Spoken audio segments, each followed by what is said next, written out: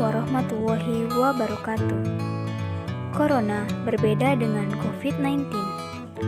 Corona adalah nama lain dari coronavirus, sedangkan COVID-19 adalah nama penyakit yang disebabkan oleh coronavirus.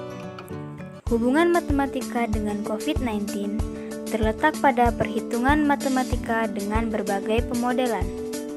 Model yang akan digunakan adalah matematika epidemiologi.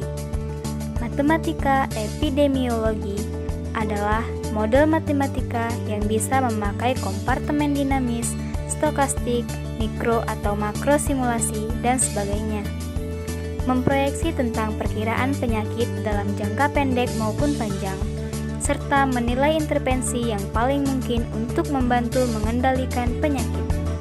Salah satu bagian model matematika epidemiologi adalah model SIR, yaitu susceptible, infective, dan remove, di mana rumusnya adalah S tambah I tambah R sama dengan N. Bagaimana cara mengukur penyebaran penyakit? Di sini kita akan menggunakan reproductive number atau R0. R0 merupakan banyaknya kasus sekunder yang muncul akibat satu kasus orang yang terinfeksi primer masuk ke dalam suatu populasi tertutup yang seluruhnya susceptible. Jika R0 kurang dari 1, maka seluruh populasi akan sembuh. Jika R0 lebih dari 1, maka akan terus ada yang terinfeksi, di mana R0 merupakan hasil kali dari P, yaitu peluang sukses transmisi per kontak, dikali C, kontak persatuan waktu, dikali D, periode terinfeksi.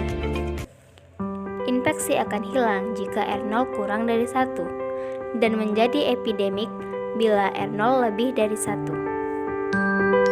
Endemik adalah banyak kasus di banyak tempat namun tidak menyebar, sedangkan epidemik menyebar di satu wilayah tertentu. Dan pandemik adalah banyak kasus di banyak tempat dan menyebar. Estimasi R0 Indonesia dengan menggunakan data Extended Kalman Filter berdasarkan data kematian dengan CFR antara 1-4% dan infection time 10 hari dan R0 di atas 3. Ini diambil berdasarkan skenario terburuk. Intervensi R0 dengan COVID-19.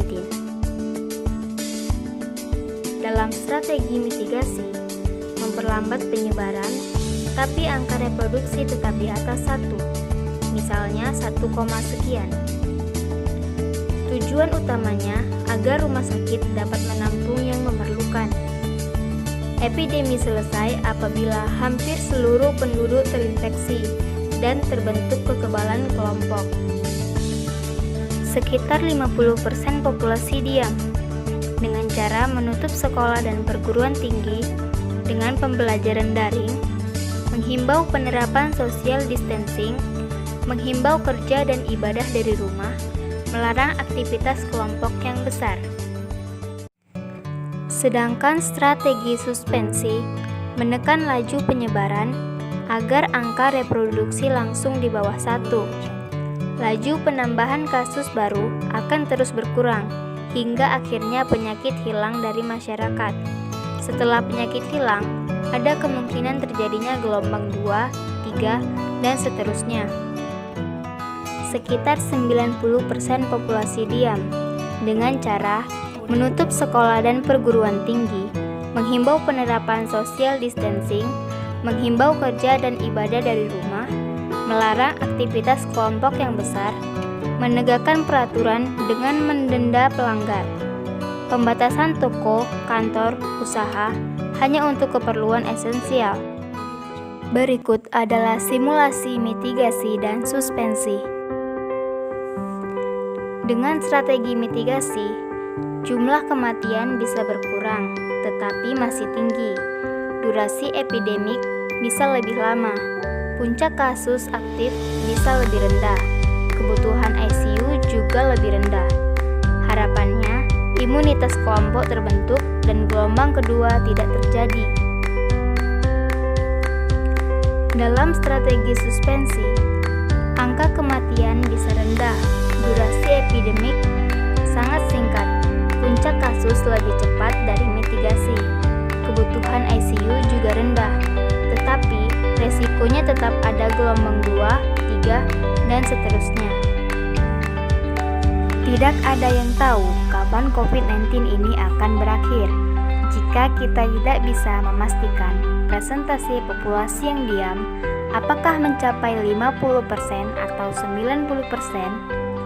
Oleh karena itu, kita perlu memperhatikan sikap dan kesabaran dari masing-masing individu. Sekian dari saya. Assalamualaikum warahmatullahi wabarakatuh.